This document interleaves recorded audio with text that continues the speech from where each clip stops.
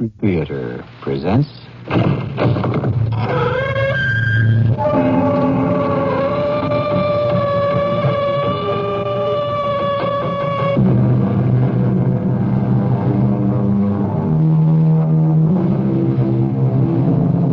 in. Welcome. I'm E.G. Marshall. This is a very special occasion for me. I'm to be a little more than your host.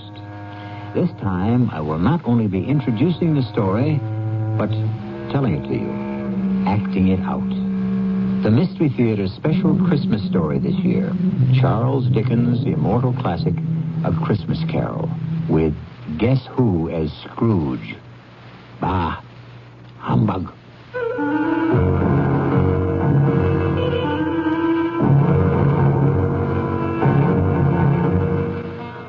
Our mystery drama, A Christmas Carol, was adapted from the Charles Dickens classic especially for the Mystery Theater by Ian Martin.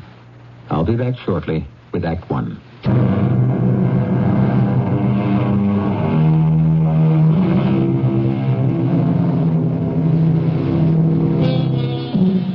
Charles Dickens' A Christmas Carol begins like this. Marley was dead to begin with. There is no doubt about that whatever.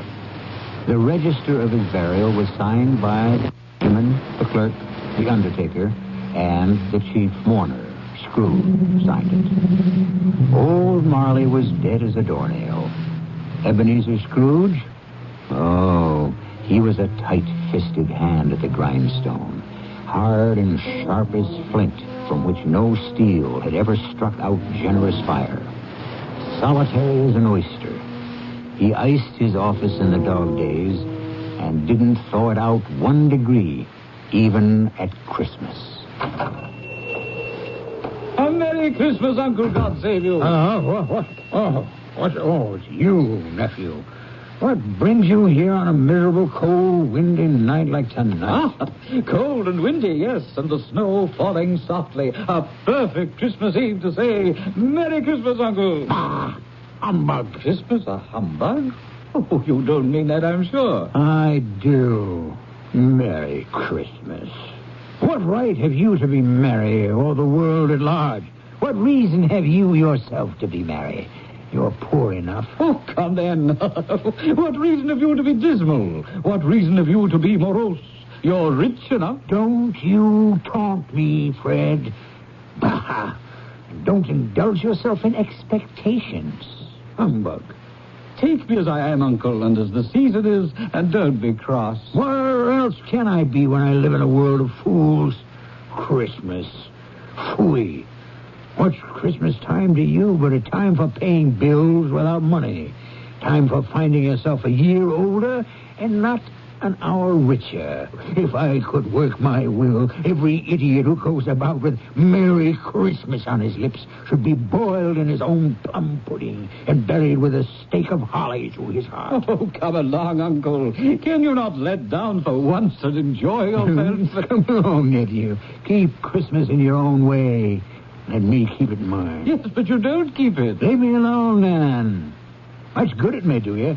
Much good has it ever done you? Oh, there are a lot of things, Uncle, from which I've never profited. Christmas among the rest. Except that when it comes around, who can resist it? A kind of forgiving time of year when men and women seem by one consent to open up their hearts freely. So then I say, Uncle, though it never put a scrap of silver or gold in my pocket, I believe it has and will do me good, and so I say, God bless it. Who's that? What's that there? I'm sorry, Mr. Scrooge. It's just that it is a holiday, and my hands were so cold. Just let me hear another word from you, Bob Cratchit, and you keep your Christmas by losing your employment. Oh, please, sir, I humbly beg your pardon. It was just an action on the spur of the moment. Just apply the spur to goad you into finishing your work, Cratchit, and let's hear no more from you. Yes, sir. Well, nephew, why are you here? To ask you to dine with us tomorrow. Dine with you? Never. There's nothing more ridiculous than all the fuss and expense over Christmas dinner. Oh, Uncle, I want and ask nothing from you. Why can't we be friends? Good afternoon. And with all my heart, I'm sorry to find you so resolute. But at least, I wish you a Merry Christmas. Good afternoon. And a Happy New Year. Good afternoon. And be sure to make the front door fast. No wasting of heat here. No extra logs on the fire. Yes, Uncle. Mr. Cratchit. Yes, sir. May I wish you a Merry Christmas and a Happy New Year. The first I am sure of, and I thank you. The other... Who knows what the future holds? Be of good hope. The nerve of all of them. My nephew, Westrel, and Bob Cratchit on 15 shillings a week with a wife and family, talking about a Merry Christmas. It's enough to make a man retire to Bedlam. They're all mad.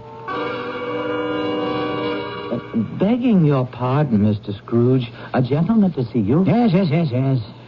Scrooge and Marley's, I believe.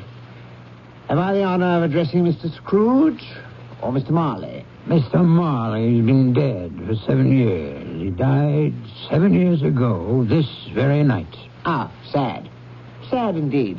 Still, I have no doubt his liberality is well represented by his surviving partner. Liberality? At this festive season, it is more than usually desirable that we all make some slight provision for the poor and destitute. You may make your pledge here. Are there no prisons? We speak of the needy. The union workhouses are not still in operation. They are. I wish I could say they were not. A few of us private citizens are endeavoring to raise a fund to buy the poor some meat and drink and means of warmth. What shall I put you down for, Mr. Scrooge? Nothing.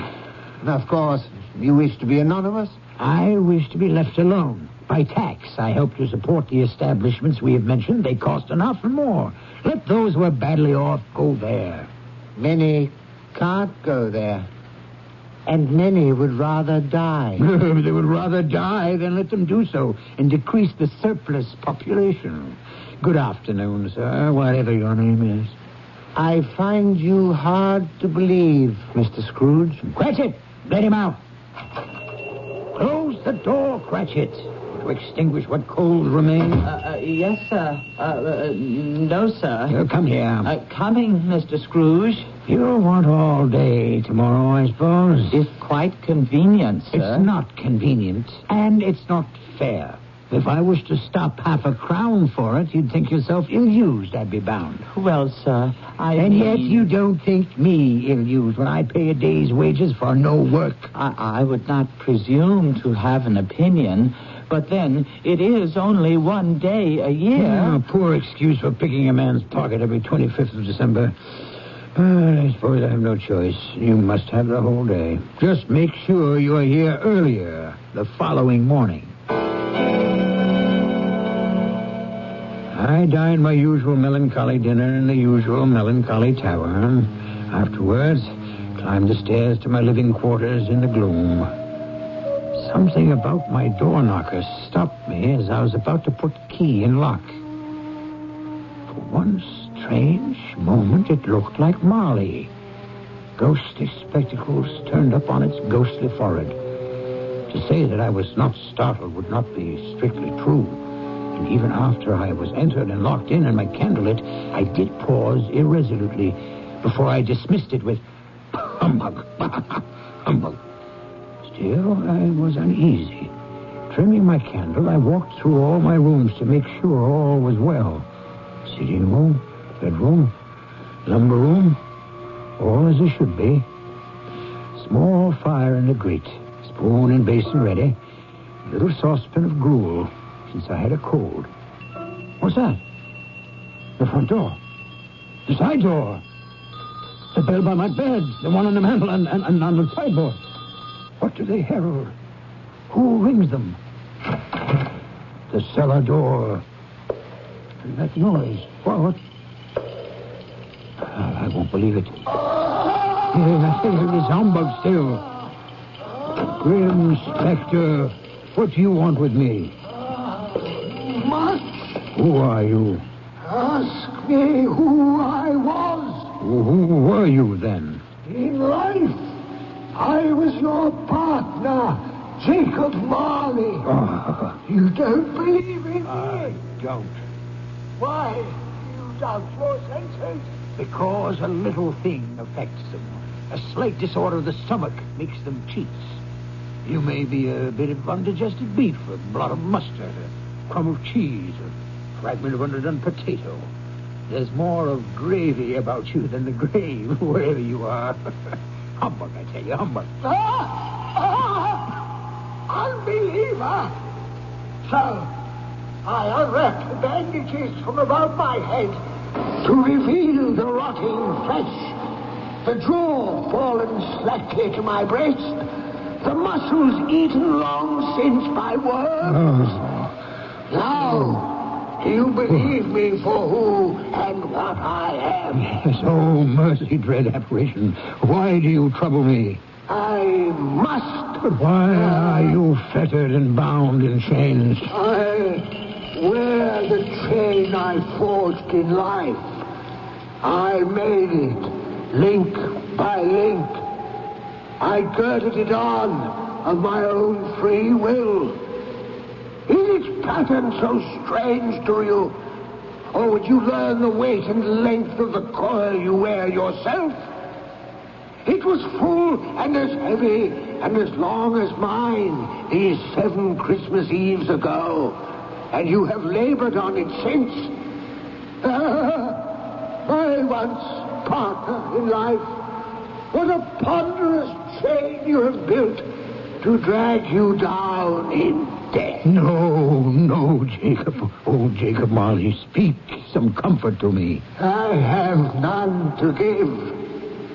I cannot stay. I cannot linger anywhere.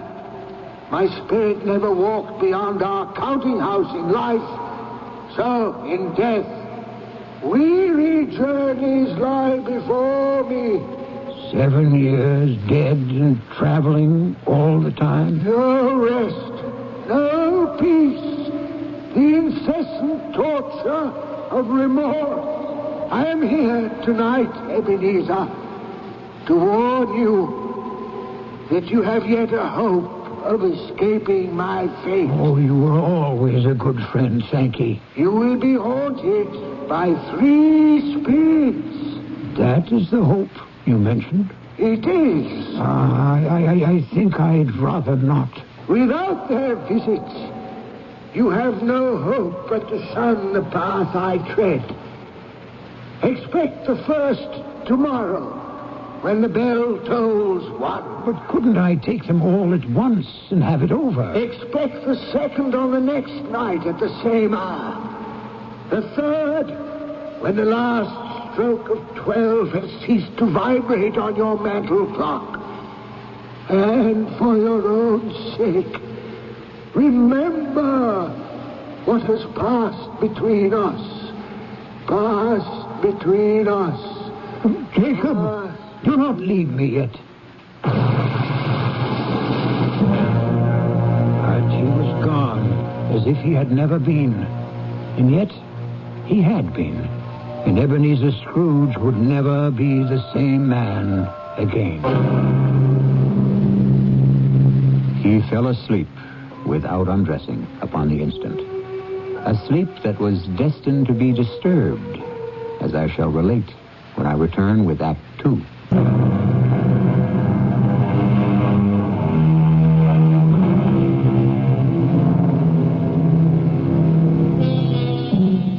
When Scrooge awoke, it was dark, and the chimes of a neighborhood church were striking the 4 quarters. To his amazement, they were followed by 12 strokes of the bell. 12? Impossible. It was 2 when he went to bed.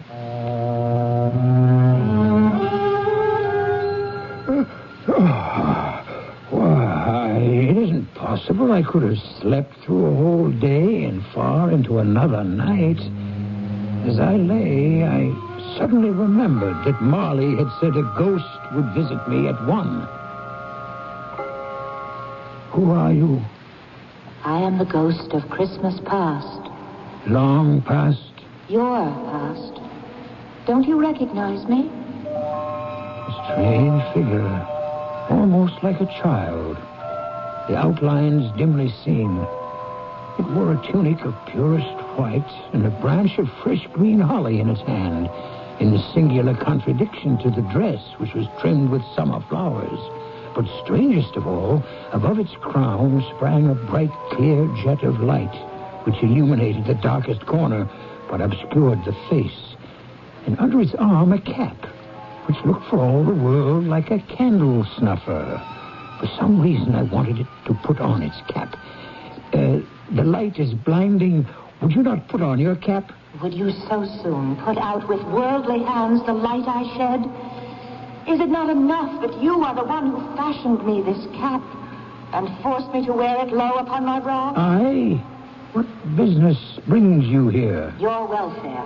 Well, if you would regard my welfare, you would leave my sleep unbroken. Your reclamation, then. Take heed. Rise and walk with me.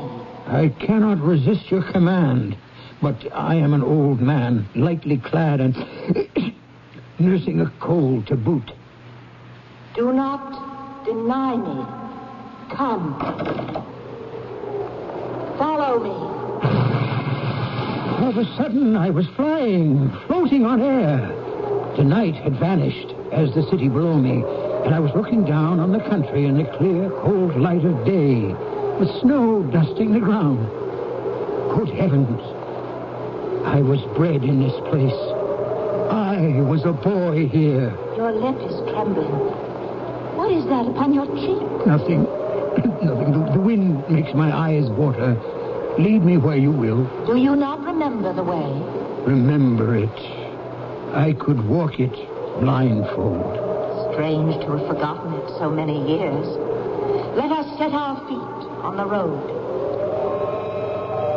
I will not tell you most of where we wandered as time stood still or raced ahead at a whim. The school where I was a child. The house I grew up in, an orphan. A terrible rush of tears remembering another outcast, a foreigner, an alien who in our mutual loneliness had once befriended me. Poor Ali Baba. It's too late now. What is too late? Nothing. There was a boy singing a Christmas carol at my door last night. I should like to have given him something, that's all. What might have been. Let us see another Christmas.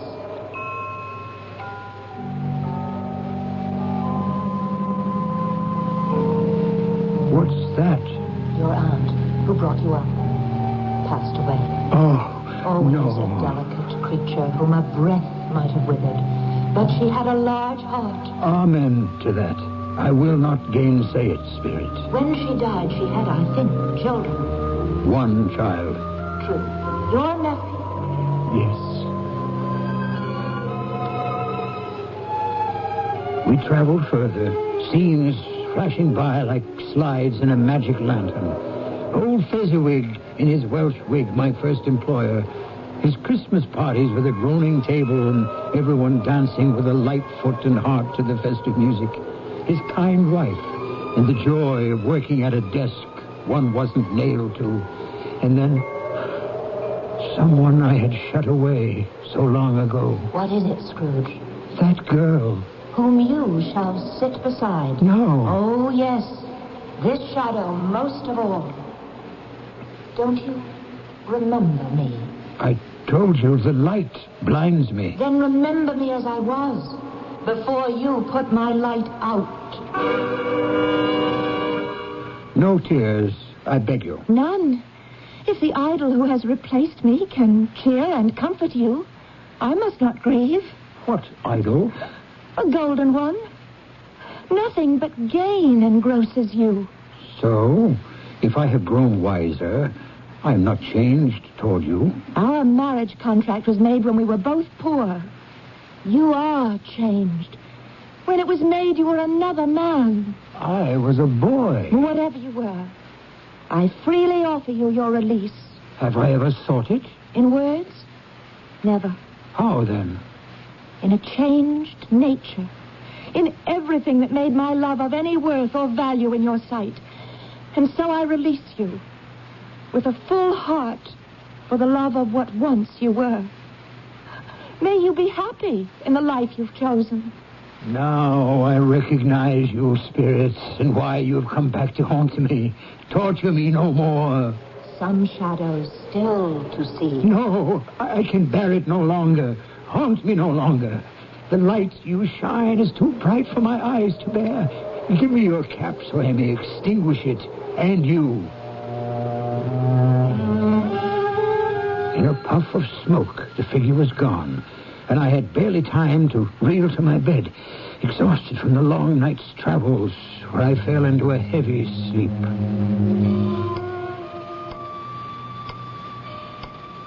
What's that?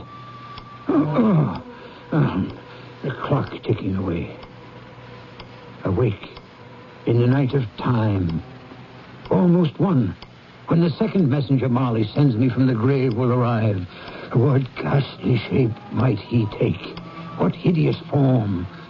What torture might this one plan for me?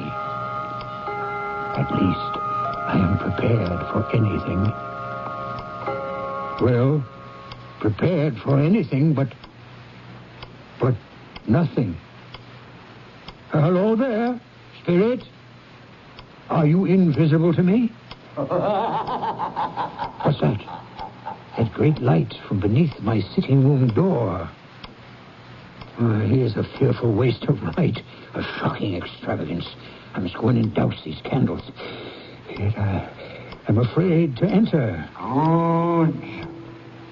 Ebenezer Scrooge. Stop skulking there behind your bedroom door. Enter, man. Enter.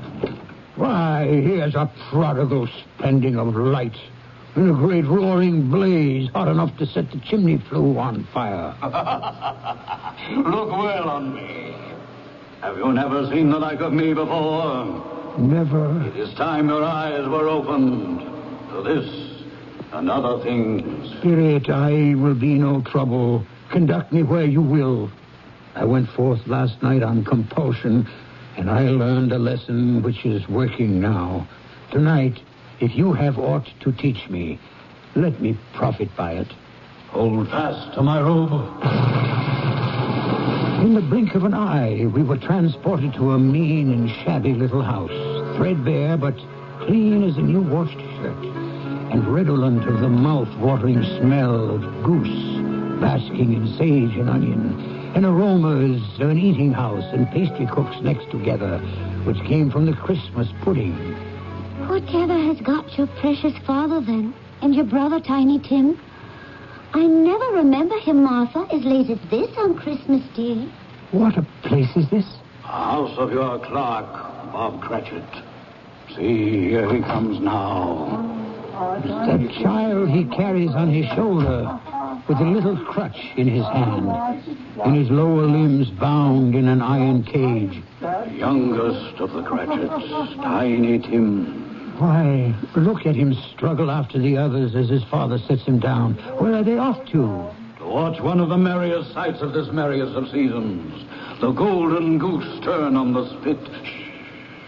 Listen. How late you are, my dear, and how cold. Well. Oh, come, sit you down by the fire and have a warm. Lord bless you. After I've had a look at that goose, too. First, tell me, how did Tiny Tim behave through the service? Oh, as good as gold and better. Oh. Somehow he gets thoughtful sitting by himself so much and thinks the strangest things you ever heard. And now, what was it this time? He told me coming home he hoped everyone in the church saw him because he was a cripple. Oh. Because it might be pleasant to them to remember upon Christmas Day who it was made lame beggars walk and blind men see. Oh, Bob. Oh, I feel so much for you. No. You must not, my dear. Remember the day. Come, let's join the others. Tell me, Spirit, will Tiny Tim live? I see a vacant seat in the poor chimney corner, and a little crutch without an owner. If these shadows remain unaltered by the future, the child will die. Oh, no, kind Spirit. Spare him. That from you, recall your own words. If he be like to die, he had better do it and decrease the surplus population. Oh, I am ashamed. And should be, man, if you be man at heart, forbear that wicked cant until you have discovered what the surplus is and where it is. Listen. A toast before we eat to Mr. Scrooge. To me? I'll give you Mr. Scrooge, the founder of the feast. The founder of the feast, indeed. Oh, I wish I had him here. I'd give him a piece of my mind to feast upon, and I'd hope he'd have a good appetite for it. Oh, my dear, the children, Christmas Day. Well, I'll drink to his health for your sake and the day's, not for his. Long life to him. A Merry Christmas and a Happy New Year. Oh, you'll be very merry and very happy, I've no doubt. And now, a Merry Christmas to us all, my dears. God bless us. God bless us, everyone. Yes, Merry. My very name cast a pall upon the happiness. But mark you on the wealth of spirit among them, which thought kindly on a man with as little spirit as yours. In particular, that poor little lad, Tiny Tim. Did you notice how generous he was to end the toast with, God bless us, everyone, including even me? What a valiant little soul, in spite of all his handicaps. Perhaps your eyes are opening at last. But come, you have more to learn. Where now? Your nephew's house. He said that Christmas was a humbug. As I live, he believed it, too. More shame for him, Fred, that my uncle-in-law should speak so. Well, he's a comical old fellow and not so pleasant as he might be. Oh, yes. However, his offenses carry their own punishment, and I have nothing to say against him. And I will have no downturned mouths at this season. So here is a glass of mulled wine to our hands. Let's drink to the old man. Well, he has given us plenty of merriment at that. So, to Uncle Scrooge. A Merry Christmas and a Happy New Year to the old man, whatever he is. He wouldn't take it from me, but may he have it nevertheless. To Uncle Scrooge. To Uncle Scrooge. No, wait.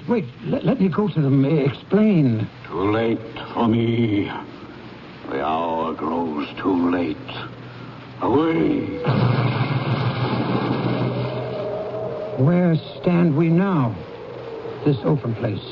A crossroads where I must leave you. Oh, forgive me what I ask, but I see something strange protruding from the skirt of your robe. That might be a claw for all the flesh there is upon it. Yes. Then see what you must see. From the sanctuary came forth a boy and a girl. Yellow, meager, ragged, scowling, wolfish, but prostrate, too, in their humility. I started back appalled.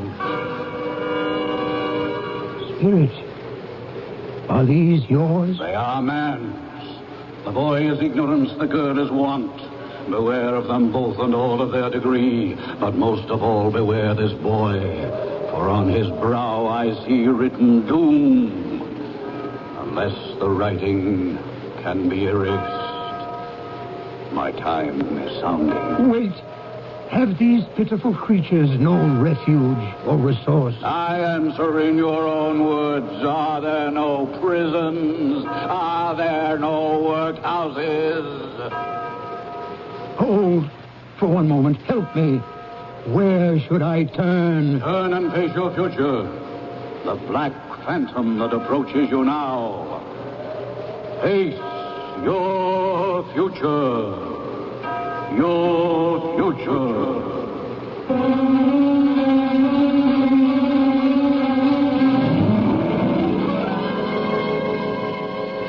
As the last stroke of the bell struck 12, Scrooge turned to face a dread figure, a solemn phantom, draped and hooded in blacks and deep grays, coming, creeping like the mist about it towards him. I'll return with Act 3 very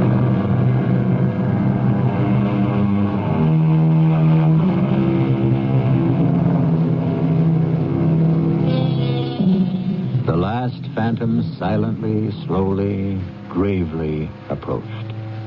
It was shrouded in a deep black garment, which concealed its head, its face, its form, and left nothing of it visible save one outstretched hand, which served as its only voice, for the spirit neither spoke nor moved.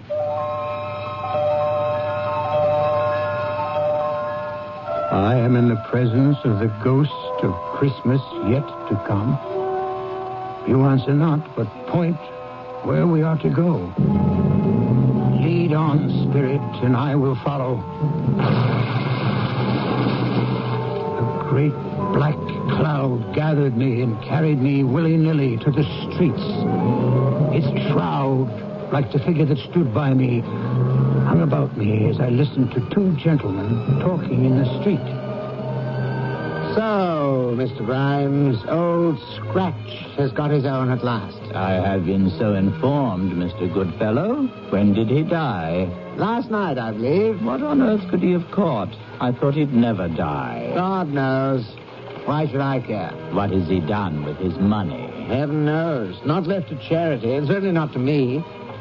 Left to his company, perhaps. Well, God knows he appears not to have had any sort of personal tie. By which token, it's like to be a very cheap funeral. For upon my life, I cannot think of anybody to go to it. How dismal and awful to dismiss another human being in such terms. Forgive me, dread ghost. I did not mean to diverge. You wish to reveal something to me? You have my full attention.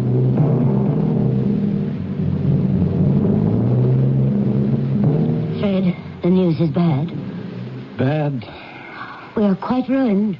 Oh, no, there's hope for us yet. If he relents. If he forgives or forgave, there might have been. Oh, but it is too late for the miracle. Poor, old, miserable boy. He's past relenting. He's dead. No, wait, spirit, wait. I'm not ready to leave. What else would you have me look on? Tell me again about today. About little Tim on the grave. It would have done you good to see how green a place it is. Oh. But you'll see it often.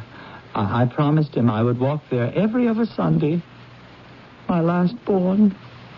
My poor little broken child. Oh, please. I shall break down with you. Oh, my darling.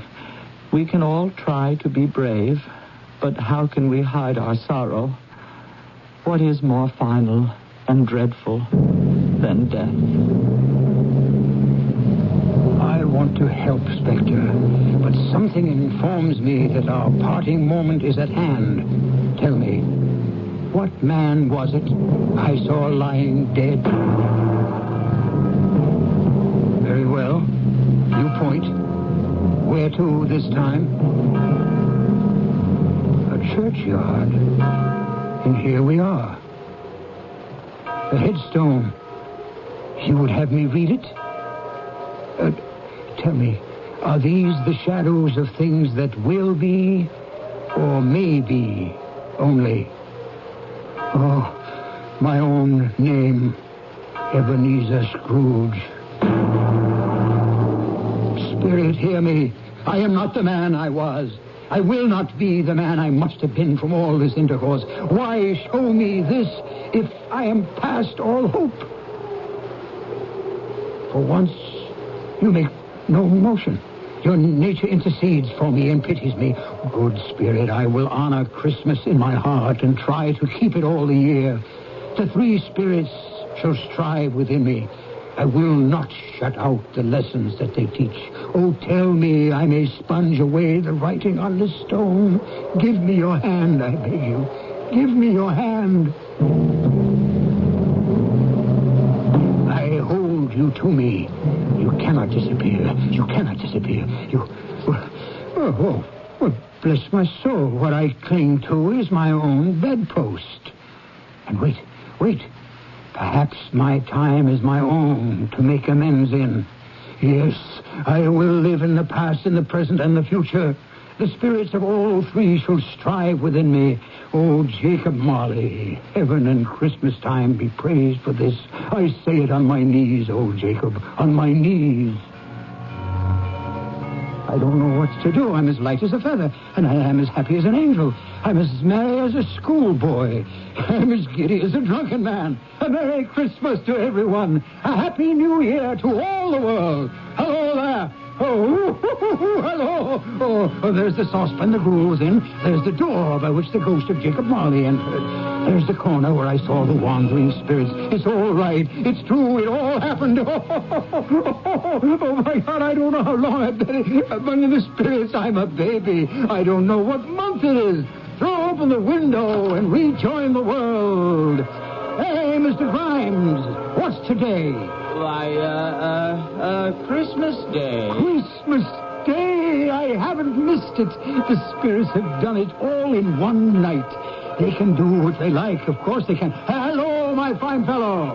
Hello. Merry Christmas. Merry Christmas to you. Do you still run the poulterer's shop in the next street but one? At the corner? I should hope I did, on my way to open up. Oh, pray then, Mr. Grimes, do I dare hope you have not yet sold the prize turkey that was hanging up there? Not the little prize turkey, the big prize turkey. The one as big as an ostrich? Oh, a delightful man, a pleasure to talk to him. Yes, Mr. Grimes. It is hanging there now. Well, what are we waiting for? I want to buy it. Bring it here that I may give directions where to take it. Send back your boy and I'll give him a shilling. Have him bring it back in less than 5 minutes and I'll give him half a crown. Better still, here's a £5 note. Send him to deliver the turkey to Mr. Cratchit by cab at the address I give you. And what's left shall be your Christmas present and his. Shaving was not an easy task, for my hand was shaking, and shaving demands attention. At last it was finished, and I dressed myself in all my best and issued forth to the streets. The first person I met was a portly gentleman who had walked into my counting house the day before, saying, Scrooge and Marley's, I believe. I hastened to intercept him. My dear sir, how do you do? I beg your pardon? I hope you succeeded yesterday. A Merry Christmas to you, sir. Mr. Scrooge, that is my name. I fear not pleasant to you. Allow me to ask your pardon, and will you have the goodness to allow me to contribute? May I have your ear, sir? What? Lord bless me. So much. My dear Mr. Scrooge, are you really serious? If you please. Not a farthing less. Will you do me that favor? Oh, my dear sir, I don't know what to say to such don't say anything. Come and see me. Will you come and see me? I will indeed. Thank you. I thank you 50 times. Bless you.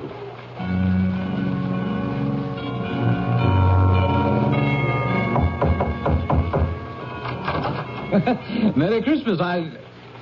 By all that's holy, is it you, Uncle? Me, Fred. You did ask me to dinner. Am I too late to take up the invitation? Too late? Will you let me in? Will I let you in? Why, here's the merriest turn a Christmas can take, darling wife. Here's Uncle Scrooge to share our Christmas. Isn't that a present for this day? You couldn't have brought Fred a better one. Welcome to our home, Uncle. For only the first of many times, I hope. It's a whole new year. Yes, and you may spend it all with us if you will. Only today, for I must be in the office as early as can be. No. Don't steal glances at each other. It isn't business on my mind, but recompense. And since at last I have learned to laugh, I want to have my first joke with the man I have perhaps wronged most all of these years. My faithful Bob Cratchit. A wonderful day. An evening with my nephew, a deep sleep, that might have lasted for days, except that I was bound and determined to be earlier than my clerk at the counting house that Monday morning. I was as pleased as a child when I beat him there. Even more pleased to find that for once he was late.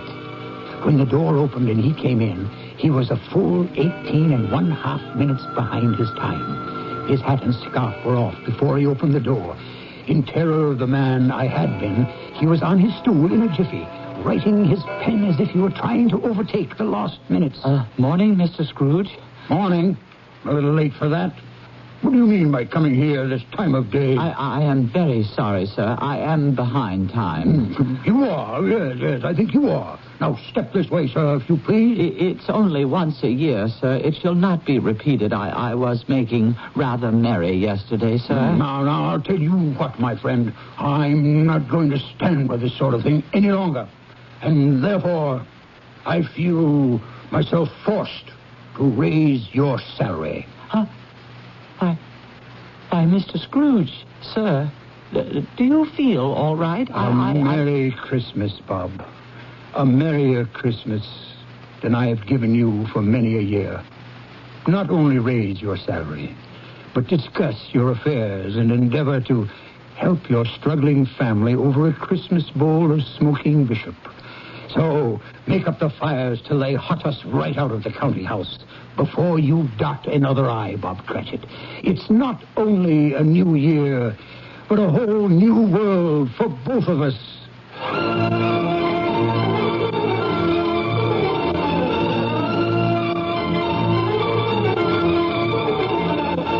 As we all know, Scrooge was better than his word.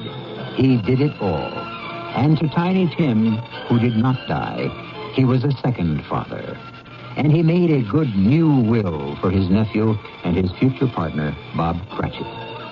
One thing after a long life he took to his grave, that he knew how to keep Christmas well. May it be truly said of all of us, and as Tiny Tim observed, God bless us, everyone.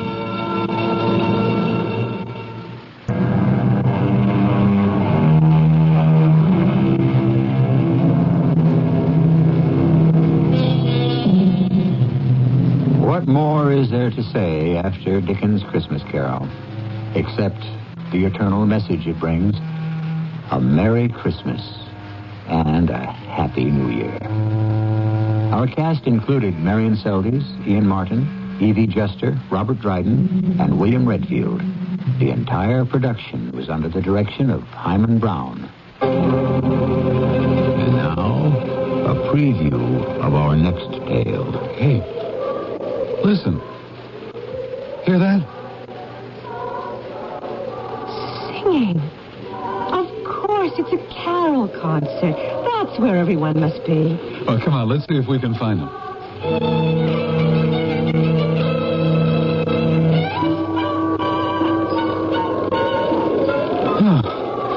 Well, I give up.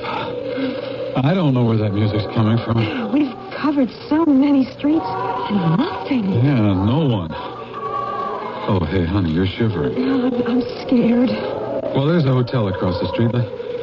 Let's go there and use the phone. There's got to be one there. This is a ghost town. Well, there's no use wandering about anymore. It's a ghost town in the middle of Ohio. This is E.G. Marshall inviting you to return to our Mystery Theater for another adventure in the macabre. Until next time, pleasant dreams.